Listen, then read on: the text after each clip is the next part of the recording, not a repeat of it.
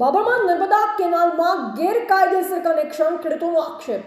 બાબરમાં CNG પંપના માલિકે ગેરકાયદેસર connection લેતા ખેડૂતોની માઇનોર કેનાલની પાઇપલાઇન તોડતા ખેડૂતો સિંચાઈના પાણીથી વંચિત। જાણવા મળેલ માહિતી અનુસાર ભાભરથી 2 કિલોમીટર દૂર ભાભર તાલુકાને સિંચાઈનું પાણી પહોંચાડતી હીરપુરા માઇનોર કેનાલને છેડછાડ કરી ગેરકાયદેસર કનેક્શન લેવામાં આવ્યું હોય તેવા આક્ષેપ થઈ રહ્યા છે। ભાભરથી 2 કિલોમીટર દૂર સીએનજી પંપના માલિકે ગેરકાયદેસર રીતે પાણીનું કનેક્શન લેવા માટે જીસીબી દ્વારા ખોદકામ કરેલ, જેથી ત્યાં પસાર થતી સિંચાઈ માટે માઇનોર કેનાલની પાઇપ તૂટી જતા સિંચાઈના પાણીથી વંચિત રહ્યા।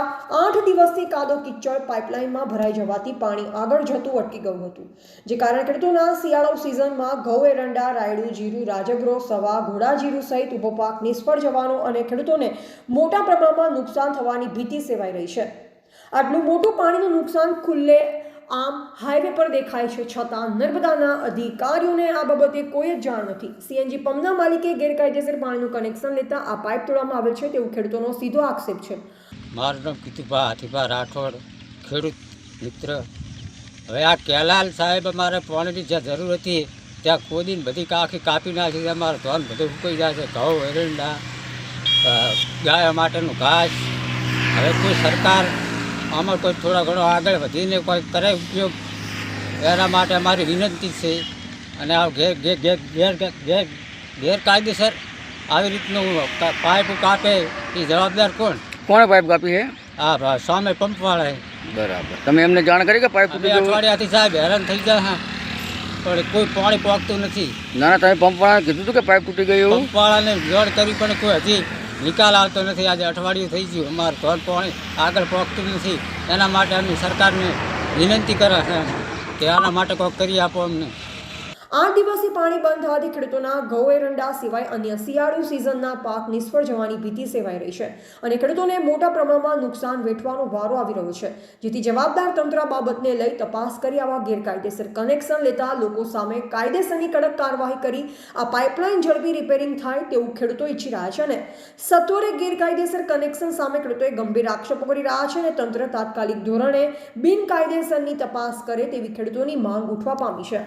આપની મારી રજૂઆત એ છે કે આ ખાડો જે તમને દેખાય ને એ ખાડો હોમેલા પેટ્રોલ પંપના માલિકે ગેરકાયદેસર પોતાનો પાણીનું કનેક્શન લેવા માટે કરીને કર્યો હતો, પરંતુ અહીંયા મેન પાઇપ ખેડૂતોને જે પિયત માટે સરકારે પાણી આપ્યું છે નર્મદા કેનાલનું, એ પાઇપ અને તોડી નાખી છે અઠવાડિયાથી, અને જેના કારણે લાખો લીટર પાણી વહી ગયું છે।